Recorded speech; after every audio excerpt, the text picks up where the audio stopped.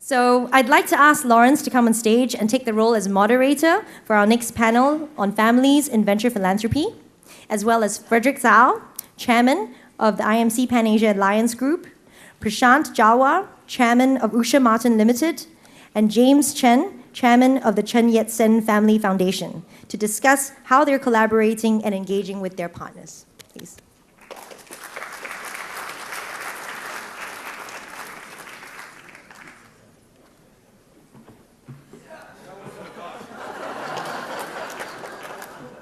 Jump on stage.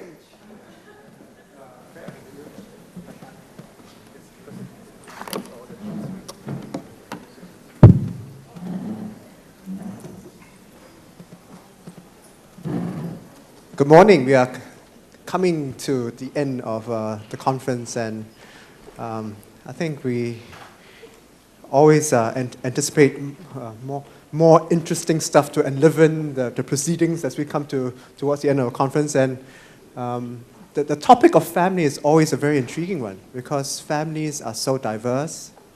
They come in many forms, many sizes, many types of relationships. Could be spread over many geographical areas. So it's a very complex system.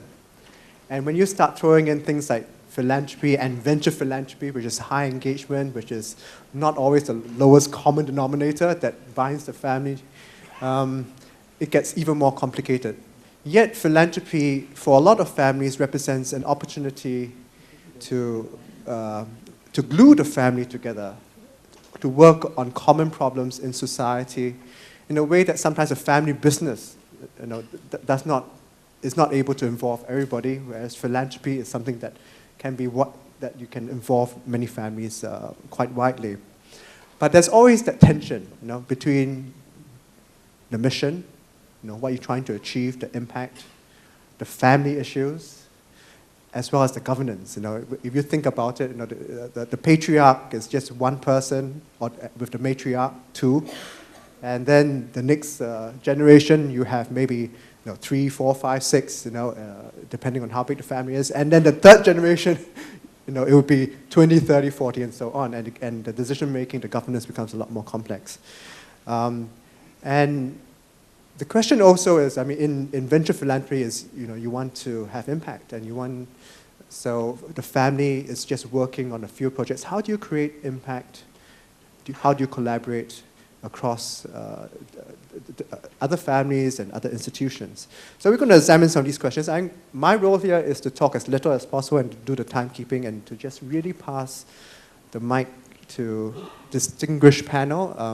Please read up the bios on the web. I'm not going to go through them because they are very, very long. There's one commonality here, and all these are all chairmen of something or another. Okay, so they are the authority figures, not just for the businesses, but for the families. And I would like to start with Fred, with Fred. And every time I speak to Fred, I feel I'm speaking to a Renaissance man, part philosopher, part scientist, part a family man. Very big ideas, and I learned a lot. And Fred, you tell us about your work in philanthropy, venture philanthropy, and in fact, bringing families together towards the goal of sustainability. Thank you.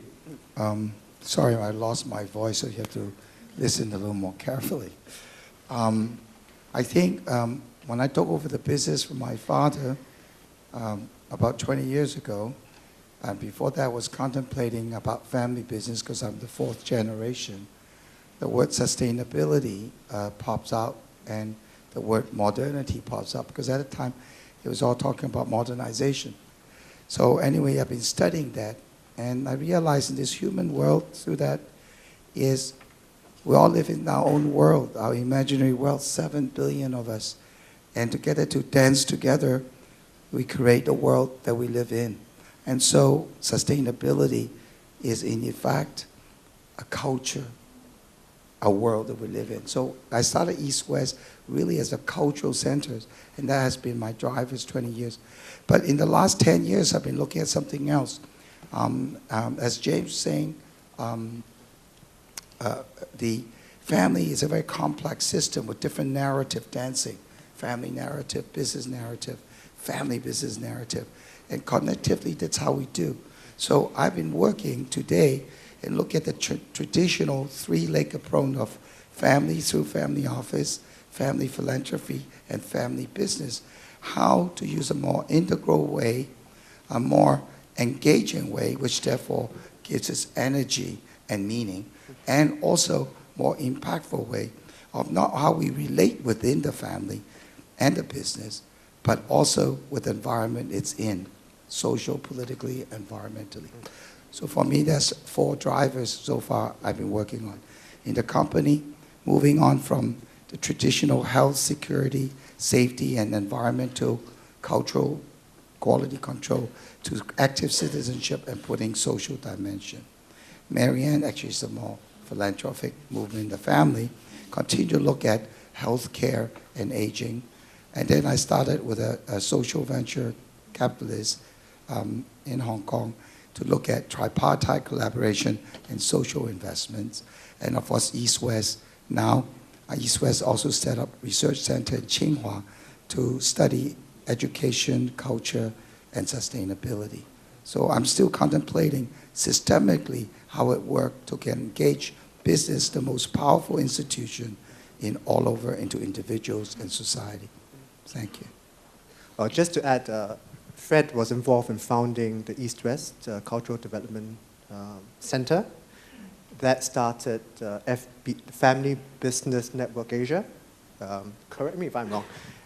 Which, well, brings together families to work towards sustainability, and quite often philanthropy is the theme of your events. Marianne he's got support. He's got family support here. Marianne is a sister who works on Sound Foundation, which is well known in Singapore, work on elder care issues. And a lot more projects that we can get into a bit later that Fred will talk about. Prashant, okay, over to you. Tell us about your family philanthropy, and especially KGVK, which has been in existence for decades and has been passed on from one generation to another, and you're preparing right now to pass on to the next generation. Thank you very much, and good morning to all our delegates and guests. First of all, really honored to be here, and I'd like to thank Doug and his team for inviting me, Kevin and fellow panelists. So, essentially, would you like to? Yeah, thank you. Delegation. I feel useful. Okay. Besides timekeeping, I do Chairmen this. are not supposed to do much. So, really, the key challenges that we think we face as a family now and moving ahead is how do we have greater inclusion. Our businesses operate in one of the least developed parts of India, arguably perhaps even worse than sub-Saharan Africa, in the womb of the democratic fabric of India. The soil is rich, but the people are poor. It's very, very typical of the mining world. The challenge is inclusive growth. The challenge is sustainability. Challenge is perhaps to also have social enterprise, venture philanthropy, making a meaningful difference in the world that we live in. So I'll give you a brief synopsis. I've gone over the number of slides, but I'll stick to the timing. The business was founded in 1960. And presently it covers the extraction industries, iron ore and coal, steel manufacture, engineering, products. So it's an integrated business, including power generation. What happened? In 1970s, we found ourselves driving inequality. So within 10 years of the business starting in the eastern province in India, in what was southern Bihar. It's now a separate state. We found that the people working within the factory were prospering, but the people working in the villages who couldn't get employment in the factory continued to be living below poverty line, continued to be having all sorts of issues. So that created a lot of jealousy between haves and have-nots. The haves were the people who were working in the factory, leading to constant rivalries, constant clashes. And there was a flash in 1970. There was a shootout, and the union leader was shot dead outside the factory gates. So the needle of suspicion obviously was towards the management, and the first generation, my father and my uncle, really took to some serious soul searching as to how do we engage with community. And that really started KGVK. It's a very long form. The word is Krishi Gram Vikas Kendra. Essentially, it was called the Center for the Development of Villages. Now it's just known as KGVK. There was a need for an integrated rural development model. So it's not that we sort of identified this in the 1970s. We identified that, yes, we need to engage with the community. We started with all sorts of things, writing checks, and things didn't work out. People would take the check, not even say thank you. It's very, very typical. And they would want more. So finally, through a process of several decades, the founders really coined the terminology total village management. This is from the Japanese principle of TPM, it's total productive management, total plant maintenance, you can call it what you have. Essentially a concept founded by Toyota around lean manufacturing. So this was very successfully implemented in the business, and the results were dramatic. Huge ownership on the factory floor, huge improvements in every area. And then this was sort of rehashed into total village management by integrating various aspects, social capital, human capital, all of these into one, so that the development can be holistic, the development can be integrated, rather than just an intervention in education, or just an intervention in agriculture, or just an intervention in healthcare. This is all rolled into one. And the focus here is to really improve the livelihoods and to measure the social return on the interventions. So it's not social return on investments, it's social return on interventions. And it's presently being undertaken in 150 villages at different levels, because we started more than 3 years ago.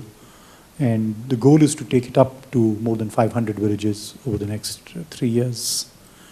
And then the goal is to scale it within India to other families, to other businesses who may be interested, and to other parts of the world. And I'm really very pleased that Doug was there almost 2 weeks ago. So he's kicked some tires and touched and felt and seen that it's real. So from total village management to really a venture ecosystem, I was asked about how do we ensure that we can perpetuate this. And one of the things we are doing is setting up our own university with the School for Rural Innovation. So that's going to be a big help in taking this thing forward, including education within India and educating people outside of India. Intergenerational commitment, I'm the second generation. The third generation is also very passionate. Each one of them spend time during their holiday periods on this.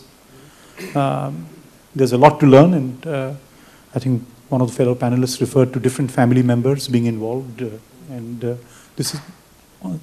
there's a role for everyone in this area.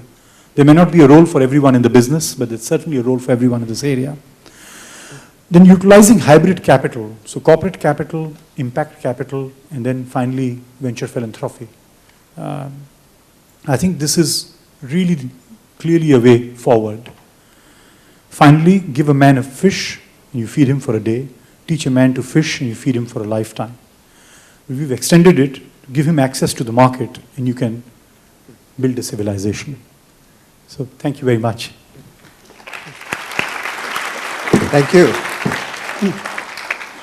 And that was very enlightening. I mean, it's very comprehensive. It's very long term. KGVK started 1971.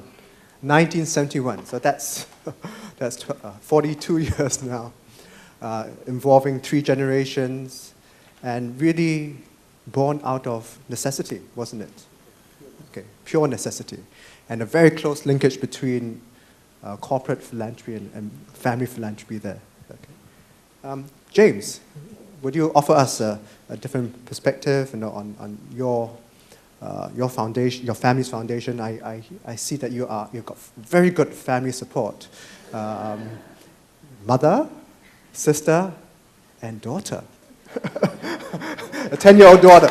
Give them a hand. Really exemplifies starting young. Okay, thank you. So you're doing a great job with the clicker, so please continue. Yes, thank you. Okay, so the Chen Yat-sen Family Foundation, we've been in business for 10 years. This is the 10th year, and we've been very, our family has really been very, very grateful to have the opportunity and to be able to do some of the really, wonderful things that have happened in the last 10 years. We kind of backed into becoming venture philanthropy. We didn't quite start out that way, but as we start on this journey, we learned. It's a total learning experience, and it continues to be a learning experience. But one of the key things I think about family foundations, it's about taking risk, as we keep hearing, and for us, it's this. How does that translate? That translates towards the risk is to challenge conventional wisdom. I think is the way that we as a family foundation, we have the resources to address some of those issues. And for our family foundation, I think that Lawrence's family, when you do toilets and death, those are big, that's really challenging, right? And so, we got to step up to and so we're taking on the sacred cow in Chinese culture, which is in education, and this idea about the exam results culture, in education. But the question is, does that really serve the public good or even those next generation? Is it about just getting great exam results, or is it about developing creativity, imagination, and skills, and having the skills and tools to thrive in the future society that we're facing? Okay, and I think a corollary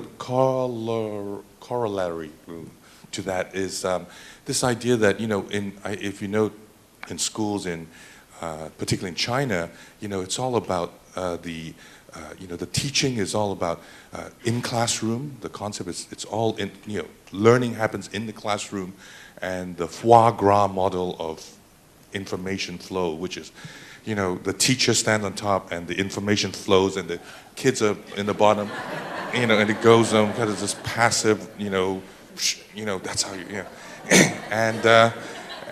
so that's that to us, So we try to support programs or just thinking behind how to tackle that and challenge that thinking, and the core thing that we've now supported in China, it's the school libraries.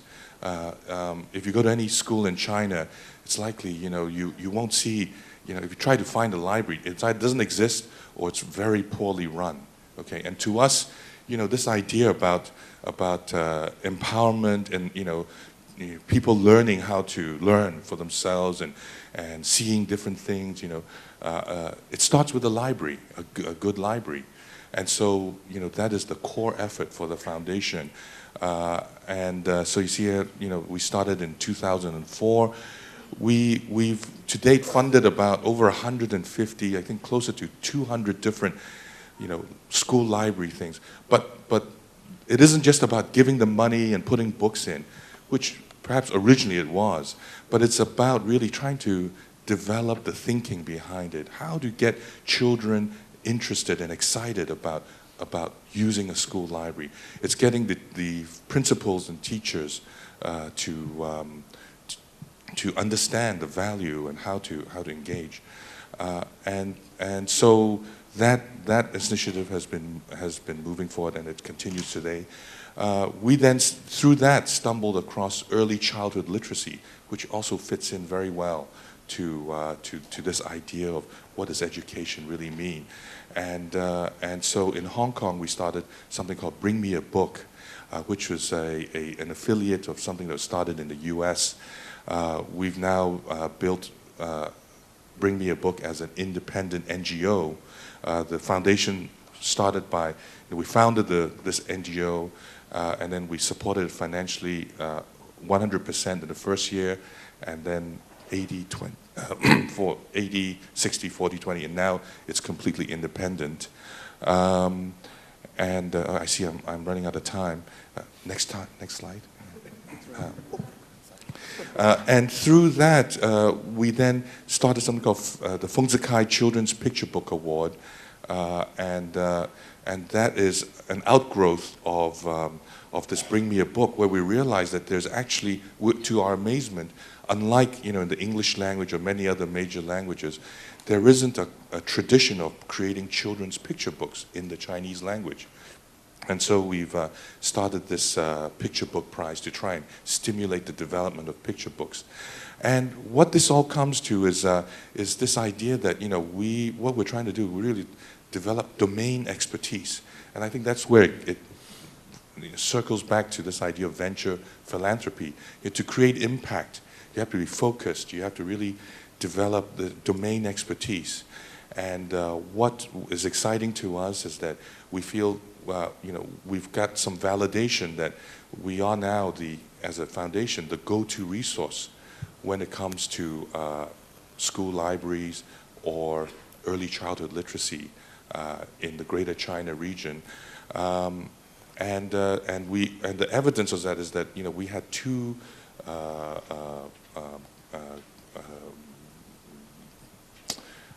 applications that came into us for funding, and we did our due diligence, had a meeting with them, and at the end of both of those meetings, the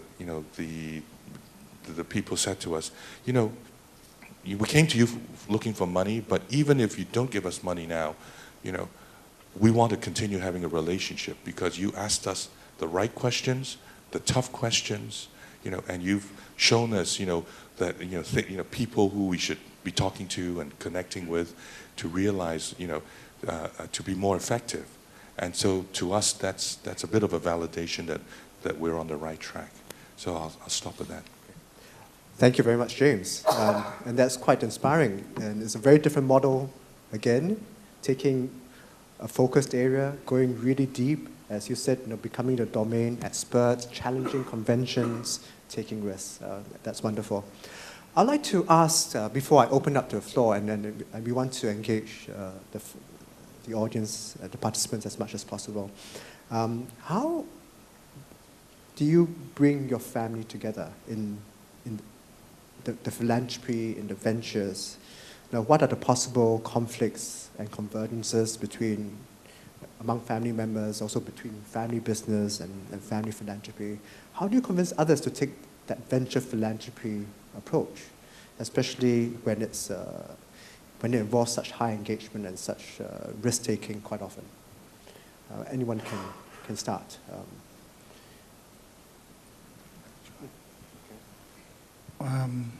In our family, food always brings us together. Food. Okay. Very Singaporean. And I think, but he's not Singaporean.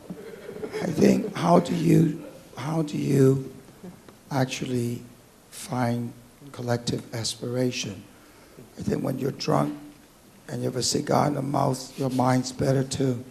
No, actually, and all of a sudden there's no problem but risk, and your possibility opens up. Your fear is gone, and you're just blaring away until all of a sudden, oh yeah, I see that too, man.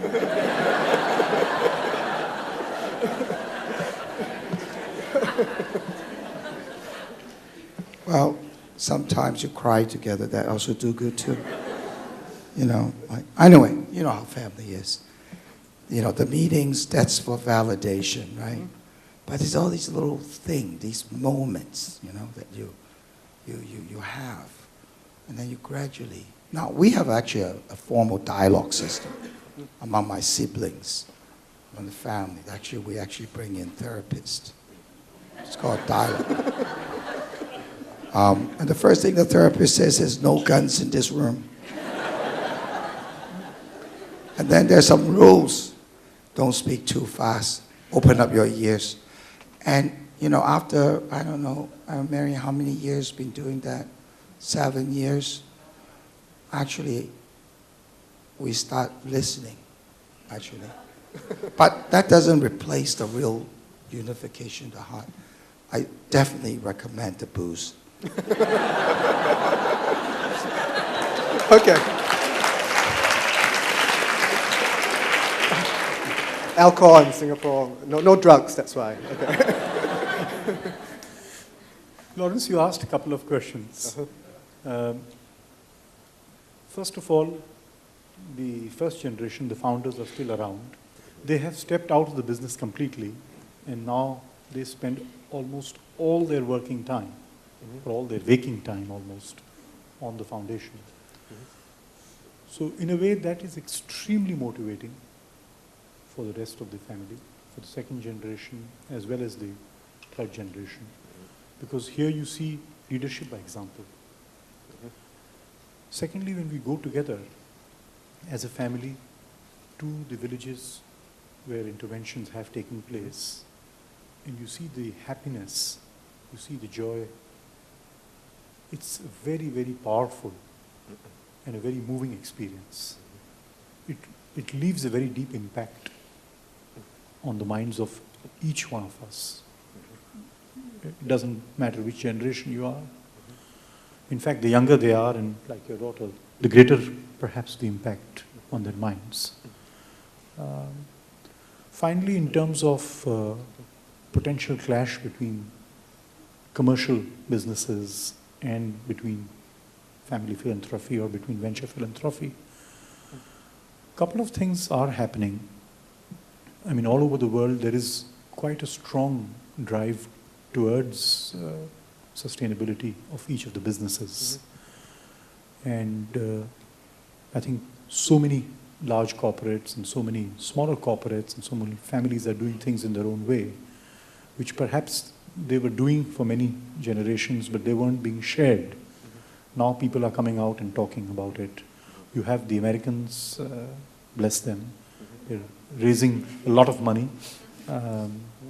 I don't think the Indians or the Chinese like it when the Americans lecture them, but nevertheless, you have the Gates, you have the Buffetts of the world who are raising very, very serious sums of money and setting an example. India is coming out with a law which mandates corporates, primarily from the public sector, but as a best practice sort of nudges the private sector also to donate 2% of net profits over the average period of previous 3 years towards corporate social responsibility. So I think a lot more resources will flow into this sector, and it can only be good, it can only have a good impact. So I don't see any conflict really in that sense. Thank you. Great, thanks Prashant. I think that your example is, correct me if I'm wrong, the first generation had already started a successful endeavor, the KGVK. And so the other generations come into success in a way. Whereas, James, maybe you can tell us about your experience, because you were a co-founder of your family foundation, and you are not.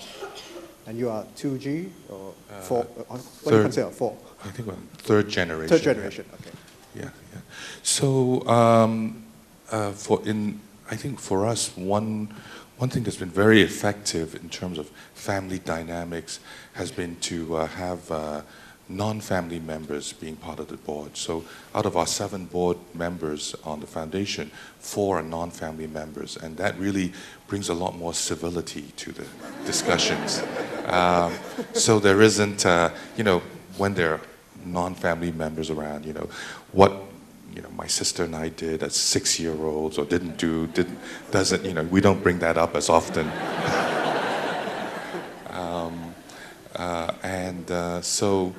So I think that is seriously the ability to bring in non-family members has been one of the most important things that has happened to our family foundation effort in being able to bring in a lot of very different perspectives. When you're family, you're sometimes in this cocoon, and to have these other people who have very different experiences be able to contribute that really is very enlightening. Yeah, I just like to add something.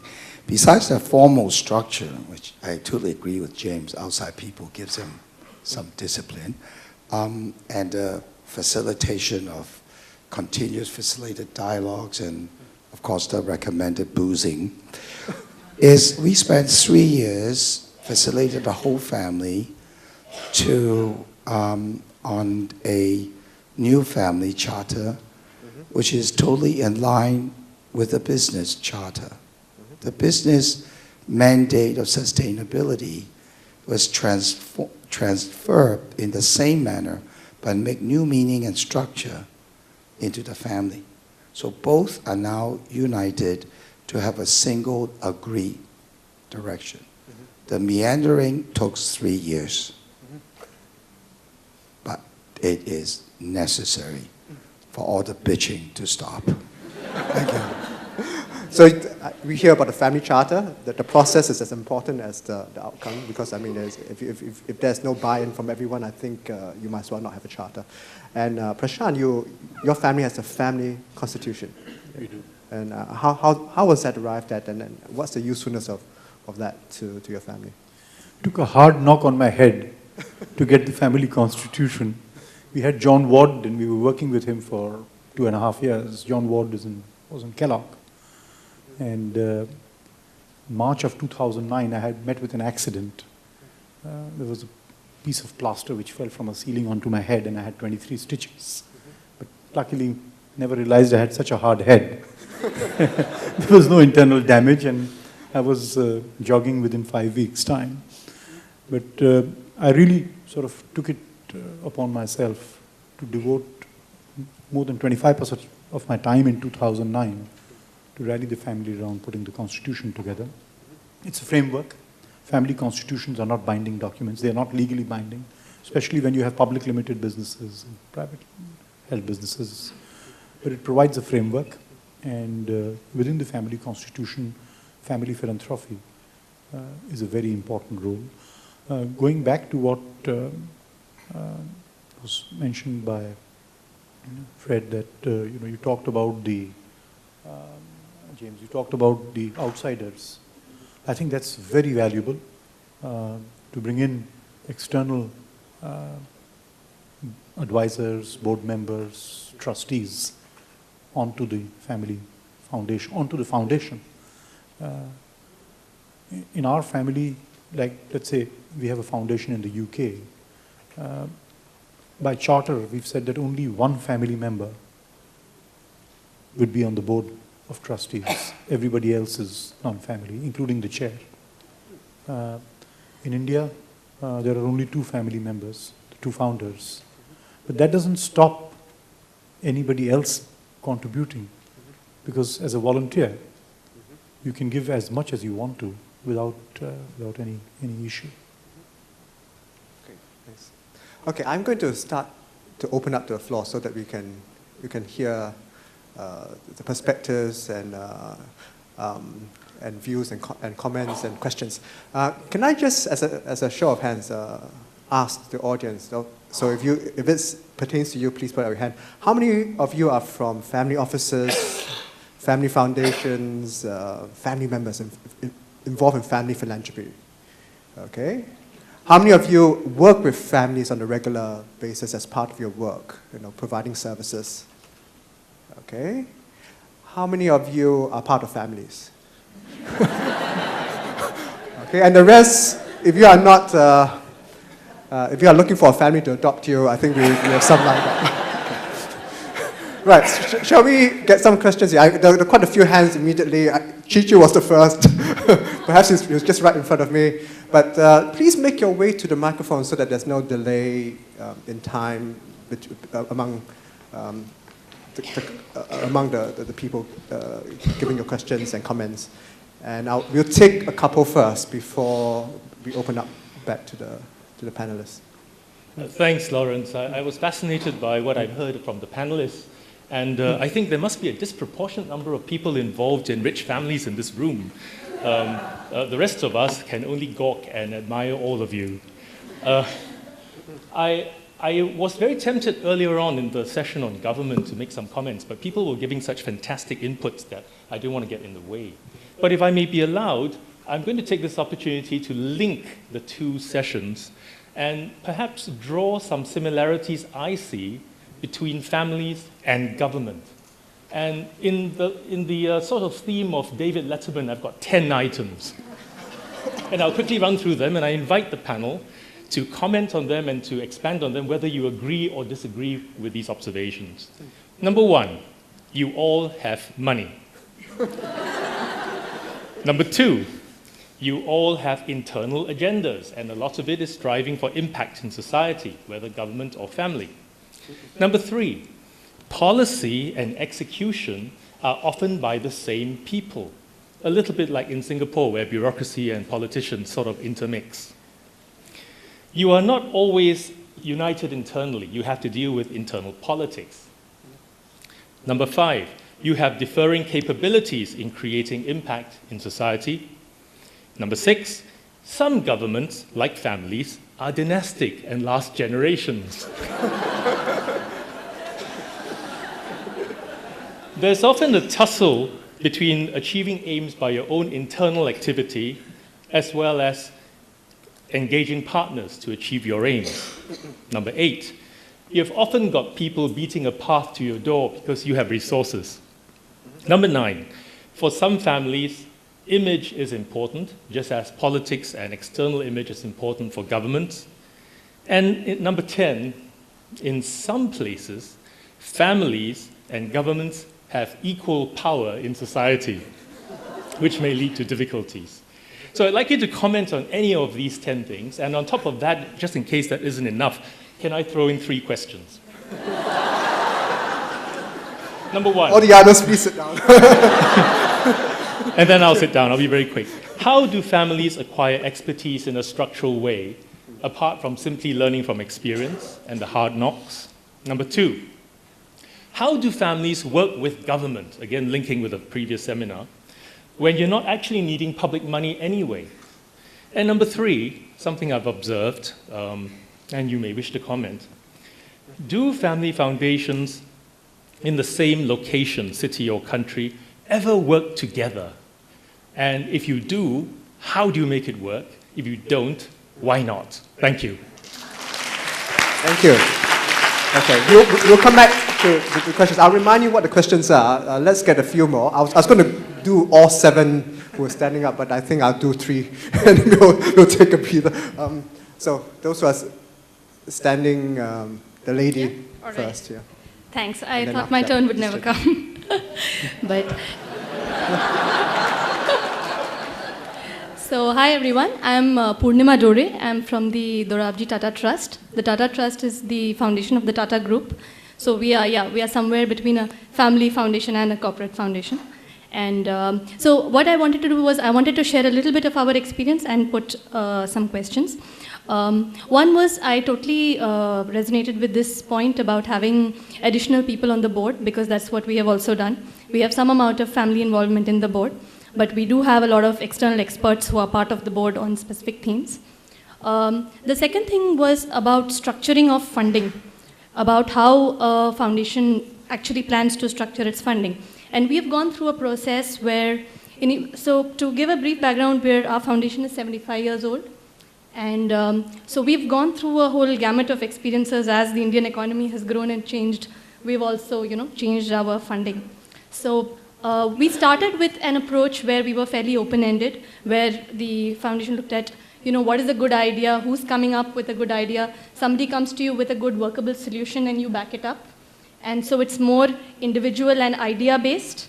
And not so much project-based, or it's not designed around that. So if you feel that the idea has potential, funding is fairly open-ended and flexible. So a large part of corporate corpus funding or endowment funding, that was more of the mode. Over a period of time, as the NGO sector also grew and a lot of more players came into the market, we also had a few experiences where too much of open-ended funding has also not served its purpose.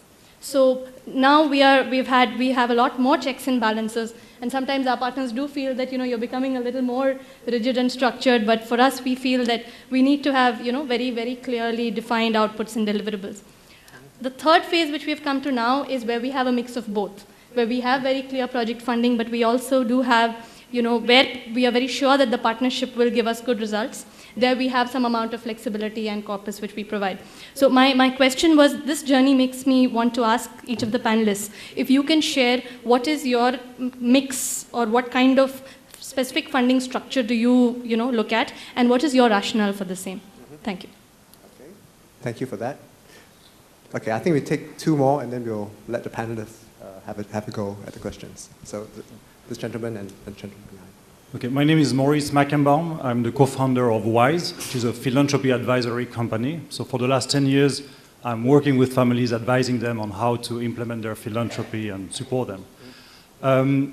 In my experience with all those families, that a dysfunctional family remains dysfunctional with or without philanthropy. Philanthropy is not the silver bullet that really resolves all the problems. Nevertheless, it can help. So there are some tricks or some elements that help the family. I would be interested to hear more about your experience in that. What I see is that one of the key elements is when the family do not concentrate on what, so trying to find a consensus within the family on what to do, but agree on the how, to be very impact-driven, to be proactive, to be transparent within members of the families, and elements like that. So I would be interested to know what are the main roadblocks that you have been facing? How do you overcome that, beside only drinking with the rest of the family, but maybe other elements that really help the family bind together and function as a philanthropy committee or whatever structure it is? Okay, great, thanks. That's a question about obstacles and roadblocks. And the last one before we hand over to the panelists. Thank you so much. My name is Arthur Gauthier. I'm doing research on philanthropy in a business school in France called ESSEC, and we're working on a book on family philanthropy in France. So I really thank the panelists for their insights, and I have two questions, adding to the number of very interesting questions that we have before.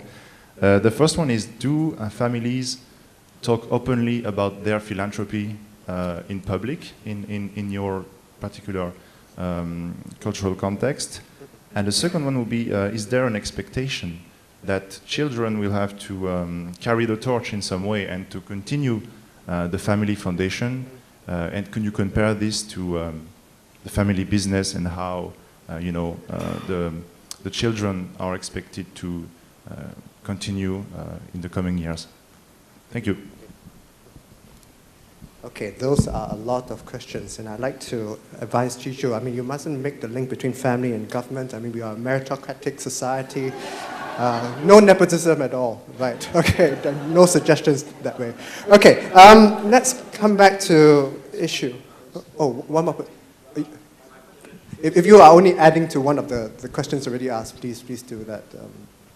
Yeah, my question is maybe very similar with that. The last question is also about, because I'm a young person and I want to ask a question about the young generation, because we know as economic developing in China, the gap of the wealth is improving, and those young people we call the second rich generation, they don't have the very good public reputation because people think they don't attain the wealth, the fortune with a lot of effort. But some people want to change this public image. So my question is about what's your opinion to get those second rich generation into philosophy, and how did you educate your children to devote to the philosophy? Yeah, thank you. Okay, a lot of questions. Shall we tackle a few? I'll go through the questions in hopefully a structured way. One is collaboration, working with others, family foundations working together. I will start with James because I think that's one of your pet topics. You mean collaboration between foundations? Between foundations. Actually, I think that it's very tough generally to have collaborations. You know, it seems to make a lot of sense, and it does make a lot of sense, I think, to collaborate. You know, in the NGO sector also, you know, if you have a problem, there's typically, you know, in a place there'll be, you know, tens or maybe scores of different NGOs trying to tackle a similar problem, and if they coordinate it, they actually get a lot further, but they don't. It's very difficult, and I think it's similar on the donor side with families, but there is definitely you know, there's synergy, but it's very difficult to come by. And the way that we found that actually probably works best is to do it by the sector. You know, so if you're interested in education, then, you know, to convene around the education or healthcare or whatever, rather than as foundation to foundation, because, you know, the foundations have such different missions and different drivers that it's hard to really bring them together on that level. But having said that, it also helps to have the professional team, the executive directors, to occasionally talk to each other within a city, because that, I think, helps to, you know, a certain amount of coordination. So for example, we sometimes see proposals that are not suitable for us, but you know, we know, you know, Annie's foundation, that's suitable for them, so, you know, pass it along to them. And so I think that's the type of thing that helps. So informal on the foundation level, but try to aggregate on particular issues. Okay. Let me broaden the question now for the other two panelists. Not just collaboration among foundations, but collaborating in general, including with government. Are there good examples of how you've done that? Or do you avoid government? No. That's also good. You know, clearly our belief is that you know, any capital that we put in should be leveraged at least 3 times, if not 4 times. So we pursue collaborations very actively, including with the central government, including with the local governments. But I go by what James says, that essentially it is around specific programs. So within TVM, let's say if you look at health, now malaria, there are several programs around eradication of malaria, and there's considerable amount of funding available there, right from the Gates Foundation to local governments and central governments. Livelihood, particularly women, you know, women empowerment and improvement of women livelihood, a lot of funding around that. That is also a part of total village management. Education and capacity building, there's a lot of funding around that. We recently did a program with the World Bank, partly funded by the World Bank. So I think it's a good thing, number one, collaborations. But yes, you know, I think at this stage, this sector is evolving pretty fast. There are millions of NGOs all over the world and millions of NGOs in India. A lot of them have made it their livelihood, you know, but there are many, many thousands of them who are serious, who are doing outstanding work. And it pays to collaborate with these. Fred, especially from your perspective as president of FBN Asia. Well, collaboration is the story of man, both his failures and his success, isn't it? But then we want economic transformation. We have different competence and different domain for economic transformation.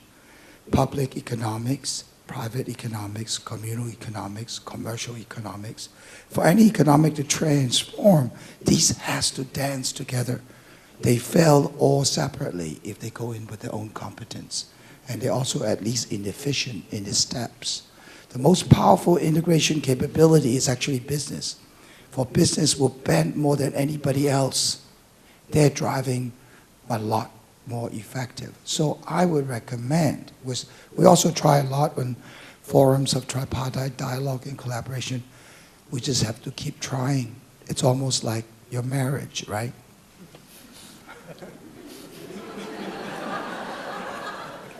So collaboration, families, small ones, big ones, aspiration, going through difference, it depends how much our belief system that this has to happen, and this will happen, and I will be the one who's going to be part of it. That's always the history happens. Thank you. Okay. Thank you, Fred. Speaking about marriages, Fred, are you speaking from personal experience? Let's not put, you don't have to answer trick questions. Oh yeah, for the young man over there, you don't have to answer the question. Join FBN. They have one in China. Learning journey, all that stuff. It's too long to speak. But FBN is set up exactly for the learning community. And please contact Caroline Seal over there at that corner. Yes, that's the woman. She'll direct you to the chapter you should be talking to, and you'll learn everything. And you have the people to cry together and also booze together too. Thank you. And maybe this is a good chance to follow up with the question on bringing in the next generation. You know, are there specific concrete examples of how you've succeeded in doing that in your particular context? Anyone can go. In our case, in our family's case, the third generation, they have taken keen interest, many of them in education, gone and taught at the schools of the villages for a few days. That has left quite a deep impact on their minds. And more recently, my son has set up an investment company for impact investments. He's just looking at various proposals. At the moment, he's put money in the bank. He hasn't spent the money that we've given him, but he's quite interested in impact investments. So my kids are still young, and so, you know, my wife and I have been using them as our test cases of theories, and so far so good. I'll give you an example. Our eldest son, he's now 12 in boarding school, but when he was 8 and he went to boarding school, he came back after the end of the first term, and he took me aside and said, "Dad, here's the £5 that I was given because I came back, you know, unaccompanied minor, okay? And the school gave me £5 to buy sweets and all this. I didn't use it, and I want to give it to, donate it to Bring Me a Book, you know. And by the way, I get £1 a week to buy sweets at school, and I didn't use that either, and I want to give all that to Bring Me a Book." And so it was like, wow, you know, I mean, this was totally nothing that, but we just brought him, you know, and as well as Jamie, you know, when we have Bring Me a Book installations, you know, there's a little ceremony, they cut the ribbon, and they see all these kids, you know, running up and are so excited about the books that we're donating. And and they know that these books are at home, and we have 10 times as many as books at home as we're giving. And I think that really helps them make an impact. So even from a young age, I think you're able and it's important to engage with the young generation into doing that, and it's just developing these habits, right, of doing the right things. Yeah. May I add, bringing young daughters and sons to future AVPN conferences like you have? Okay. How about dysfunctional families? You can talk in the third person here. You don't have to make an allusion to your own family.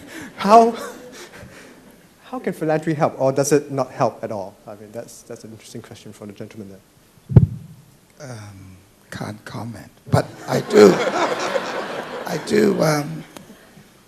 Because it's not a safe house. Anyway, I do want to say, blow the trumpet about FBN, about next gen. We're very strong next gen. And I benefited because my daughter came in, and went to school. She studied anthropology, which is great, about culture. And this is a big bad wolf, and family's a love-hate relationship, certainly a pill to claustrophobia. And so these are a lot, and the East-West education and Eastern cultural overhang, all kind of stuff. But it was fixed by FBN. Because once you join FBN, you realize, hey man, you have all these resources and possibilities. You have your family to train your relationship management so you can deal with your future family that you will go through. So this is an opportunity. Now a lot of next gen get together and they cry and they talk and they're meandering, and then gradually an epiphany.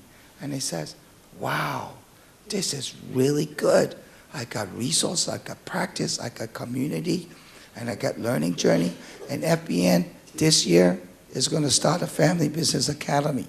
Not only training family members, and also training people who serve family business.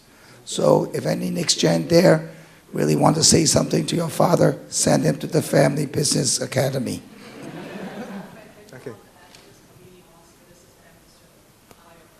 Of course, we have one purpose. The mission of the family business is to foster a vibrant family business community to develop and serve as model of sustainability. Thank you. Thanks very much. Maybe we'll open up to two or three questions. Okay, the funding question, okay. We'll take the question and we'll come back to the funding structure question in a minute. Maybe we are engaged, we are not going to family, but it happens that we are like Bill Gates Foundation, but without the money, because I work with my wife. Actually, my wife is the chair. So my wife is the boss. So man to man, do you have any suggestion on to deal with my boss? You provide a whiskey, I give you the secret.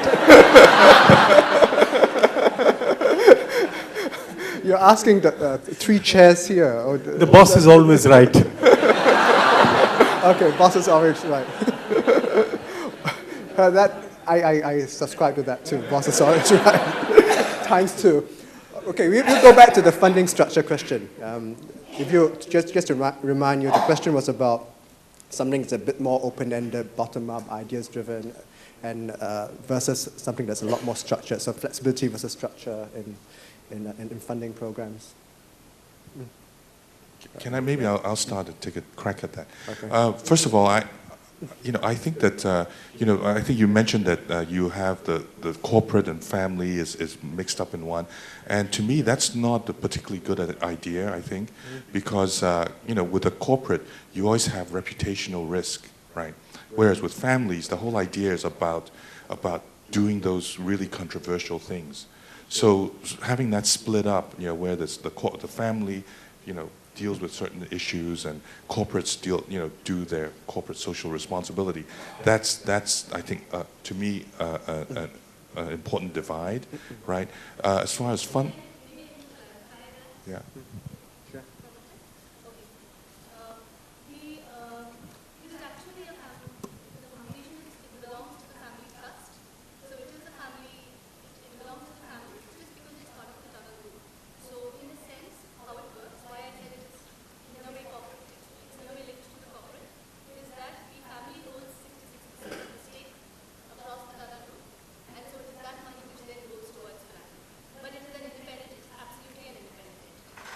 Okay. Yeah. Okay, got it. Yeah. So good. That's good. Okay. Yeah. Okay. So I think that's great. So your question is about funding as to what do you is it about people just essentially people coming to you with proposals or you taking the initiative to fund certain things, whether because of program kind of long-term, multi-year or a specific cost. Is that the idea?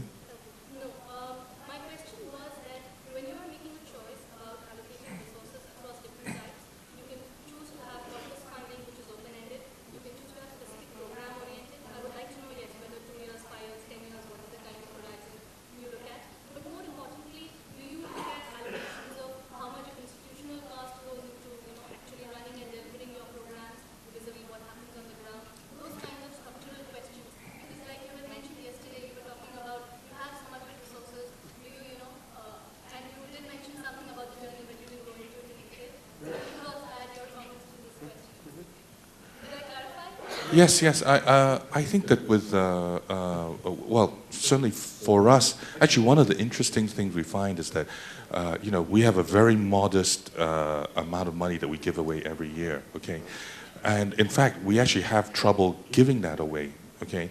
And when I reflect on that, in fact, that trying to give away a lot of money is a big problem, and where you actually add value is really the board, the family members really understanding the issues and really being able to focus and then realizing where you can make that change, make the difference.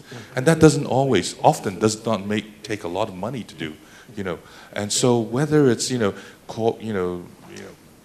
corporate, I know for you, I think you're a staff member, you're trying to figure out, I got all this money how do we go about allocating? It's a struggle. I understand that, but I think from the family side, it's always more important about those outcomes, the impact and outcomes, and I always tell my executive director, you don't have to, don't feel compelled that you have to spend that money, we know what to do with it, otherwise. So, but we have no hesitation when we see something that really works. Not only the money that we have, budgeted, but we'll pull it out of the pocket and put more in to back a good idea. And particularly me, I've been very, very fortunate that my mom in particular has been very supportive of some of the crazy things that I've come up with. So, thanks, Mom.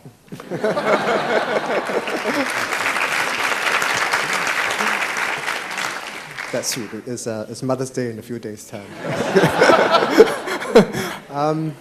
Well, I think it's quite similar in our approach at the Lien Foundation. It's really identifying and focusing on a few areas.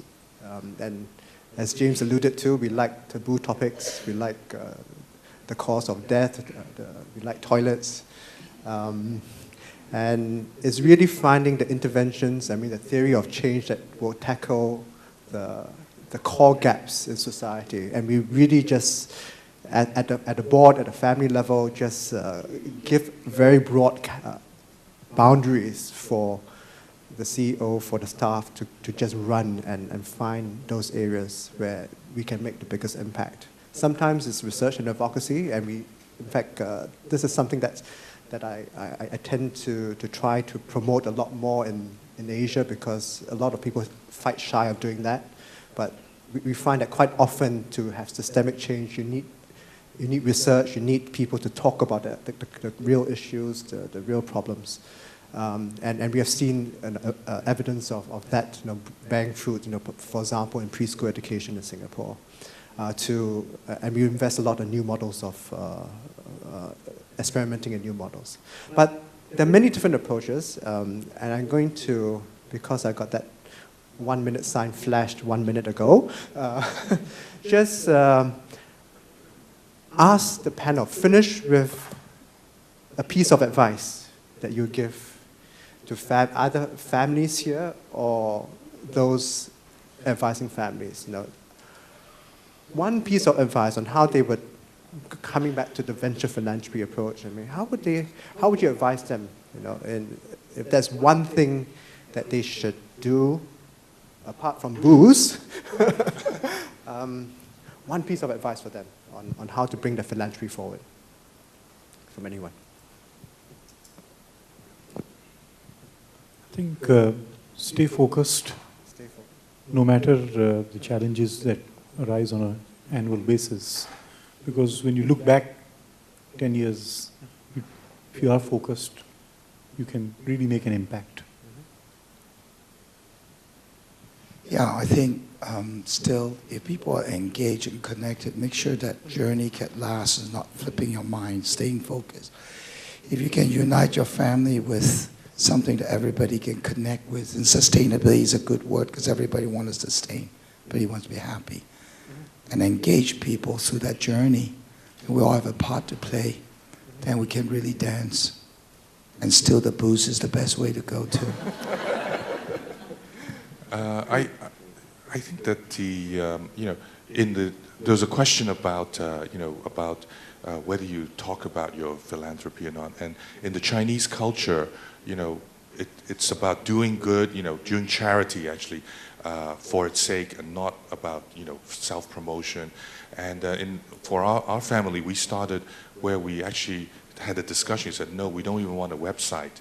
But what we came to realize was that there weren't really a lot of people, families doing things the way that we're doing, and we realized that one way to leverage our impact was to really come to events like this, or set up websites, publish our annual reports, and talk about the good and the bad, right? And I think that is a very important thing for families who are engaged in doing this type of work to really talk about it and to help other families. There are members, there are a lot of families who want to do it, but they don't. But it's easy if they can point to other examples. I think that could be very, very helpful. So thanks for this advice, and let us give a round of applause to our panelists.